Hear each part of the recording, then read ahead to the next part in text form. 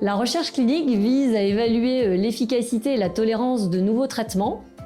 Elle vise à positionner ces nouveaux traitements par rapport aux pratiques actuelles. Elle vise également à évaluer de nouvelles pratiques, de nouvelles stratégies, de nouvelles procédures. Elle permet également parfois de mieux comprendre les mécanismes mis en place dans le développement des maladies. La procédure de sélection des patients pour participer à la recherche clinique, elle se fait à 2 niveaux, principalement en consultation où on peut repérer directement un patient qui a un critère d'éligibilité à la participation de tel ou tel protocole, mais aussi on peut également les repérer en réunion de concertation où on réalise ce qu'on appelle un pré-screening, où les dossiers de patients qui peuvent éventuellement participer à un protocole sont identifiés et auquel cas on prévient le médecin responsable du patient qu'il est éligible à tel ou tel essai. Je m'appelle Claude. On m'a détecté un cancer du poumon avec des métastases au cerveau. Et j'étais venue pour passer un banal examen. Et puis on m'a découvert une tumeur. À la suite de ça, ils ont mis en route une chimiothérapie. Et donc 6 mois plus tard, j'ai rechuté de mon cancer du poumon. Et le docteur Leroy m'a proposé un essai clinique que j'ai accepté sans condition et sans appréhension. Et tout s'est bien passé. Et je suis là maintenant.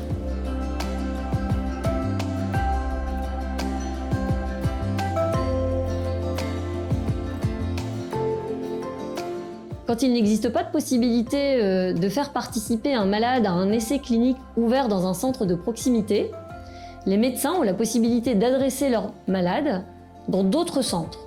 Les centres experts lillois, Centre Oscar Lambré ou CHU de Lille, les autres centres de l'interrégion faisant partie du réseau Stark, d'autres centres en Picardie, en Haute ou en Basse Normandie, mais également à Paris ou à Bruxelles. Le but du réseau Stark, c'est de mettre en œuvre toutes les actions qui faciliteront le travail au médecin oncologue et qui lui permettront de savoir si une étude est disponible pour son malade. Le médecin aura ensuite le choix de proposer l'étude ou non à son malade et le malade sera libre de décider s'il souhaite participer ou non à ce projet. Alors, je suis Marielle Ferry, je suis l'attachée de recherche clinique de la clinique Tessier et du réseau Stark. Donc, mon travail consiste à aider les médecins à inclure les patients dans les protocoles de recherche clinique et de suivre la logistique du patient dans le protocole. Donc, tout ce qui est organisation de rendez-vous, organisation des échantillons biologiques, donc ce qui est prélèvement sanguin, et recueil des données des patients, donc tout ce qui est données médicales et aussi événements indésirables liés au traitement s'il y en a.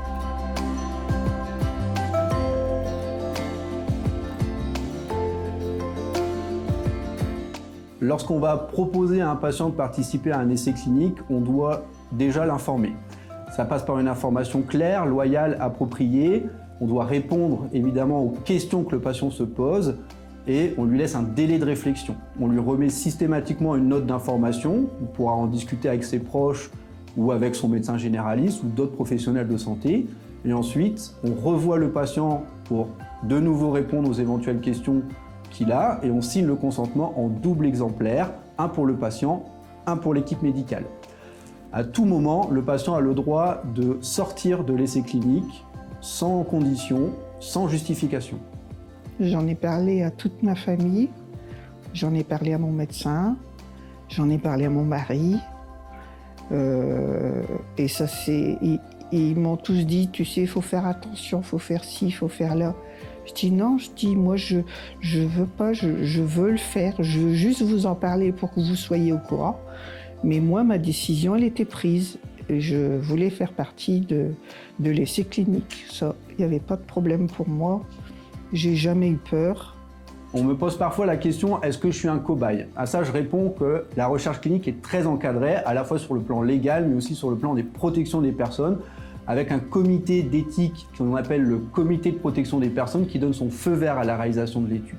En plus, on participe uniquement à des essais auxquels on croit, auxquels on est convaincu du bénéfice que ça va apporter aux patients. Pour participer à la recherche clinique, les patients doivent donner leur consentement.